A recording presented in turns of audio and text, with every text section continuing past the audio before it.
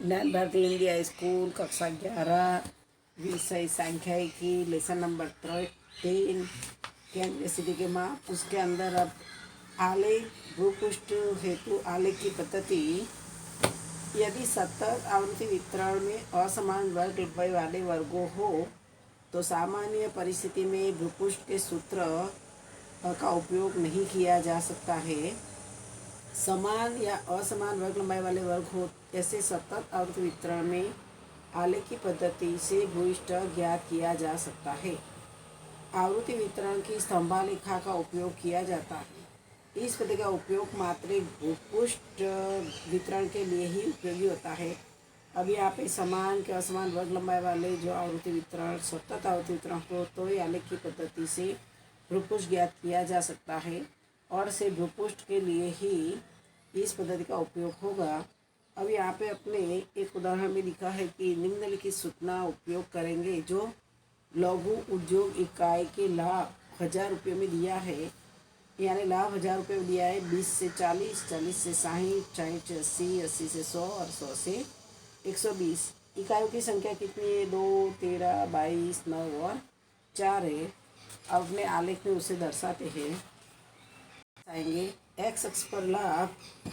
X अक्ष पर लाभ जैसे आएंगे अपने 10 से 20, 20 से 30, 30 से 40, 50, 60, 70, 80, 90, 100, 110, 120 तक जाना पड़ेगा क्योंकि अपने पास में 100 से 120 तक लाभ लिखा हुआ है। और वाई एक्स पर क्या लिखेंगे? इकाइयों की संख्या।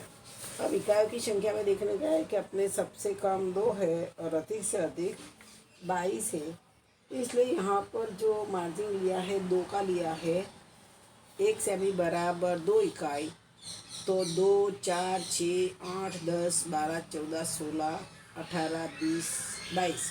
1 का भी ले सकते हो। 1 सेमी बराबर 1 इकाई भी ले सकते हो। अब अपने उसको आलेख में निरूपित करेंगे। 20 से 40 हो तो 20 जहाँ दिखता है वहाँ पे 20 के आगे पॉइंट करो एक्स अक्ष पर और वाई एक्स पर 2, वाई एक्स पर 2 जाए वहाँ पॉइंट करो। फिर अपने 20 से 40 और 40 से 60, 40 तक उसको 20 के सामने 2 लिखा तो 2 के सामने ऐसे लाइन टेढ़ी करो, 40 तक ले जाओ। फिर उसको ऊपर कैसे खींचेंगे? तो जब 40 से 60 लिखा है तब 13, तो 40 की लाइन से ऊपर 12 के बाद में 2.5 कर दोगे तो 13 हो जाएगा। तो वहाँ पर डाल दो, लाइन सीधी खींचो। फिर अपने 60 पे जो आता है वो लिखने का, 60 पे 22 आता है तो 60 की लाइन पे जहाँ पर 40 लिखा वहाँ पर 13 के आगे निशान किया। फिर अपने नाम देंगे। फिर लाइन टेढ़ी करके 60 तक ले जाओ। फिर 60 से जो 80 है उसमें 22 इकाई है तो 22 के ऊपर लाइन खींच दो। फिर 22 के ऊपर लाइन खींचकर 80 तक ले जाने का, पहले 80 तक ले जाके 80 से 100 में कितना है? 9 है। तो 80 से 100 में 9 तो नीचे फिर से उतरना है। 80 पे 10 के नीचे 2.5 पे कर दो तो आ जाएगा कि 80। फिर 80 से 100 में क्या? अब 80 से 100, 80 से 100 में अपना कितना है? 9। तो अपने 8 और 9 है उसके अंदर 2.5 कर दो ना। तो फिर 9 जाए वहाँ पे लाइन लाओ नीचे, जो 22 से नीचे खींचकर 80 तक लाओ। 80 से फिर ले जाओ टेढ़ी लाइन, फिर 100 तक जाओ। 9 जाए वहाँ से नीचे 100 तक लो। फिर 100 से 120 में कितना है? 100 से 120 में 4 दिखा देगा लाइन खींचो और 120 तक लाइन खींचो। अब यहाँ पे जो भूयिष्ठ ज्ञात करने के लिए सर्वप्रथम सबसे अधिक लंबाई का आयत को लेंगे जो महत्तम आवृत्ति वाले वर्ग के लिए है। यहाँ वर्ग 60 से 80 का है। 60 से 80 देखो सबसे अधिक है। अब नाम देना तो नाम देना शुरू देगा A, B, C, D, E, F। अब पे A और B जो आयत की ऊपरी भुजा को A और B द्वारा बताएंगे, इस आयत के आसपास की 2 आयत को लेंगे। ए आयत क्रमशः 40 से 60 के बीच में आया तो सी के आगे आएगा 40 से 60 और 80 से 100, 80 से 100 वाले वर्ग के हैं। दो आयतों को ऊपरी भुजा को क्रमशः सी और डी देंगे, ऊपरी भुजा को सी और डी, सी और डी एवं ई और एफ, 80 से 100 वाले को ई और एफ बताएंगे। अब ए तथा ई, ए और ई को जोड़ो, एक रेखा खींच दो ए से सीधी ई तक।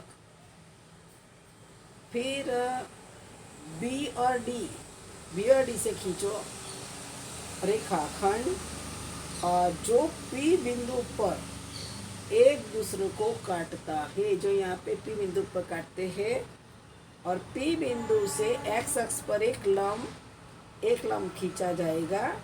एक्स अक्ष को एक क्यू बिंदु क्यू पर काटता है, यानी 70 के बीच में आ रहा है तो वह क्यू नाम दे दो। और यानी उद्भव बिंदु ओ एवं क्यू के बीच का अंतर भूइष्ठक का मूल्य देता है। यानी स्तंभ आलेख पर से देख सकते हैं कि ओ और क्यू बराबर कितना 68 आएगा, क्योंकि 60 और 70 के बीच में है, पूरा 70 पे नहीं है, तो इसलिए कितना आएगा 68,000 रुपया। तो इस लघु उद्योग इकाई के लाभ का भूयिष्ठ कितना रहेगा, तो 68,000 रुपया होगा। ये आकृति बना के फिर उसको हल करना है, नीचे हल लिखना जरूरी है। इस तरह से दूसरा ग्राफ 37वां, एक डिपो से निकलती बस में प्रति बस रिक्त बैठक की संख्या की सूचना का कोष्ठक निम्नलिखित आलेख पद्धति का उपयोग करके भूयिष्ठक के मूल्य का परिकलन कीजिए। अब रिक्त बैठकों की संख्या दी है 1 से 4, 5 से 8, 9 से 12, 13 से 16, 17 से 20, 21 से 24, ये संख्या दी हुई तुमको। और बसों की संख्या 4, 7, 12, 19, 9 और 3 दी। इस अनिवार्य प्रकार के सतत आवर्तन से संभाल की रचना करने के लिए प्रत्येक वर्ग के सीमा बिंदुओं को प्राप्त करने के निम्नलिखित आवृत्ति प्राप्त करेंगे। अपने ये समावेशी है, इसलिए उसको अपवर्जित करने के लिए पहले 1 में से 0.5 माइनस कर देने का, यानी 0.5 आ जाएगा। 1 माइनस 0.5 तो 0.5, और 4 के अंदर क्या करो 0.5 प्लस करो, यानी 4.5 हो जाए, यानी 0.5 से 4.5। फिर 4.5 से 8 के अंदर 5 जोड़ देने का, 8.5। फिर 8.5 से 12.5, 12.5 से 16.5, 16.5 से 20.5 और 20.5 से 24.5। बसों की संख्या में कोई दूसरी संख्या आएगी 4, 7, 12, 19, 9 और 3 ही रहेगा। अब उसको अपने स्तंभ आलेख द्वारा ग्राफ में दर्शाएंगे। अब पहले ग्राफ के अंदर अपने क्या करेंगे, रिक्त बैठकों की संख्या लेने की है। तो अपने 2, 4, 6, 8, 10, 12, 14, 16, 18, 20, 22 और 24 ले लो। यानी एक अक्ष पर एक सेमी बराबर 2 बैठक। अपने एक लिखोगे तो एक बैठक लिखने की, पर यहाँ पे संख्या ज़्यादा से ज़्यादा कितनी है 19 है, जहाँ ज़्यादा से ज़्यादा 24.5 है बैठकों की संख्या, यानी अपने 24 तक जाना पड़ेगा, इसलिए 2 का ही मार्जिन रखना। और बसों की संख्या कितनी है 19 तक, तो यहाँ पर एक सेमी बराबर 2 बस। यदि तुमको एक सेमी बराबर 1 बस करना हो तो भी कर सकते हो। यहाँ पे एक सेमी बराबर 2 बस लिखिए, ग्राफ के अंदर समावे इस तरह से ग्राफ बनाने का। अब यहाँ पे 0.5 से 4.5, यानी 2 के आगे ले जाओ थोड़ा, 0 के बाद में, ओ के बाद में, उसको 4 के बाद में थोड़ा सा लाइन आगे खींचकर 0.5 से 0.4, वहाँ कितना है तुम्हारे पास में 4, तो वाई एक्स पे 4 पे निशान करो। फिर उसको लाइन खींच के ऊपर ले जाओ। फिर उसको अपने 4.5 है, 4.5 से 4.8 है, 4.5 के अंदर कितनी संख्या है 7 है, तो 6 के ऊपर थोड़ा सा मार्जिन कट करने का, 2.5 का बनाने का, तो 6.7 तक आ जाएगा। वह 7 तक लाइन खींचने के बाद सीधी टेढ़ी लाइन खींच के 8 तक जाने का, 8.5 तक। फिर 8.5 से 12.5 में जाना है तो 8.5 के अंदर कितनी संख्या है 12। तो सीधी लाइन 8.5 से वाई अक्ष तक 12 जहाँ है वहाँ लाइन खींचो, फिर 12 से टेढ़ी लाइन खींचो, फिर 12.5 तक लो, फिर 12.5 के अंदर कितना 19 है तो 18 के बाद 19 के अंदर એટલે 18 फिर ढाई करोगे तो 19 हो जाएगा। तो 12.5 से सीधी लाइन 19 पे करो, 19 से टेढ़ी लाइन करके 16.5 तक आने का है। फिर 16.5 कहाँ आता है, 16.5 9 पर आता है। तो 16.5 9 पर आएगा तो 8 और 10 के बीच में ढाई का निशान करो तो यहाँ पे आ जाएगा 16.5, जाई लिखा है वहाँ पे आएगा। और फिर 16.5 से 20.5, तो 20.5 में कितना है, 20.5 में अपना 3 है। ऐसे तो 16.5 से 20.5 9 तक खींचेंगे, फिर लाइन खींचेंगे, फिर बाद में 20.5 पे जाएंगे, 20.5 से 24.5 तक 3 पे जाएगा 2 के बाद ऊपर। अब यहाँ पर भी इसे ए जो सबसे अधिक महत्तम आवृत्ति वहाँ पे अपने ए और बी नाम देंगे। फिर ए से ई वहाँ पे रेखाखंड खींचेंगे और बी से डी का रेखाखंड खींचेंगे और जहाँ बीच में प्रतिच्छेदित करता वहाँ पी नाम देंगे और पी के समांतर क्यू लाइन खींचेंगे और कितना मिलता है तो आंसर 14.2 मिल रहा है। जो ग्राफ बनाने पर 14.2 तुमको मिलना चाहिए। बसों में रिक्त बैठकों की संख्या का भूयिष्ठक मूल्य कितना है 14.2 है। अब 38वां उदाहरण है, एक कंपनी के अंशों के भाव का अलग अलग दिनों का वितरण का कोष्ठक दिया गया है। अंश के भाव भूयिष्ठक मूल्य आलेख पद्धति द्वारा प्राप्त कीजिए। यहाँ पे 200 से 210, 210 से 220, 220 240, 240 260, 260 से 300। अब यहाँ पे वर्ग लंबाई कैसी है, असमान वर्ग लंबाई है तो पहले अपने वर्ग लंबाई को समान करना पड़ेगा। अब पहले यहाँ पे वर्ग लंबाई दिनों की संख्या 4, 13, 36, 16 और 8 है। तो पहले अपने क्या करें, अंश के भाव लिख देंगे 200 से 210, 210 से 220, 220 से 240, 240 260, 260 से 300। अब अपने वर्ग लंबाई करेंगे, पहले की कितनी है 200 से 210 तो 10 वर्ग लंबाई है, 210 से 220 10 लंबाई है, 220 से 240 तो 20 से 240 में से 220 माइनस कर देना 20 आएगा। 240 में 260 यानी 260 में से 240 माइनस करो तो 20 आएगा। और 260 और 300 है तो 300 में से 260 माइनस करो तो 40। ये तुम्हारे पास में वर्ग लंबाई है। अब उसके साथ में आवृत्ति दी है तुमको, आवृत्ति 4, 13, 36, 16 और 8 दिया है।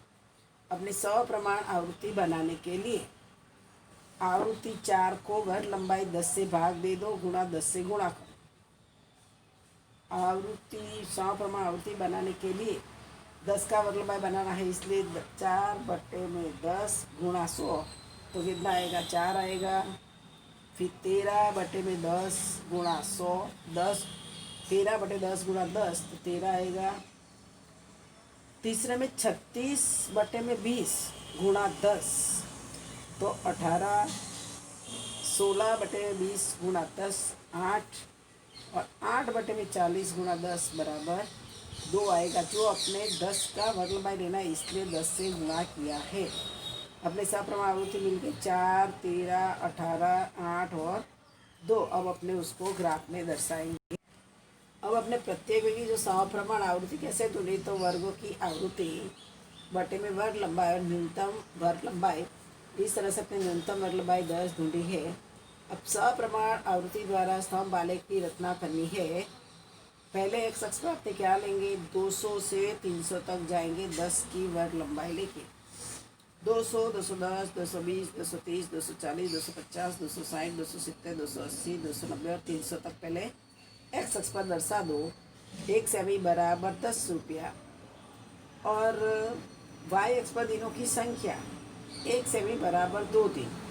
और अपने दिन कितने अधिक से अधिक 18 दिन है तो 2, 4, 6, 8, 10, 12, 14, 16 और 18 ये समान ही रखना पड़ेगा। कोई 2 ले, फिर 3 करे, फिर 5 करे, ऐसा नहीं चलेगा कि वाई अक्ष पर एक सही बार 2 दिन लिया तो फिर 2, फिर 4, 6, 8, 10, 12, 16, 18, 16, 14, 16, 18 ही लेंगे। फिर देखेंगे 200 से 210 में कितना है। जो 100 प्रभावती थी उसको ध्यान में लेना है।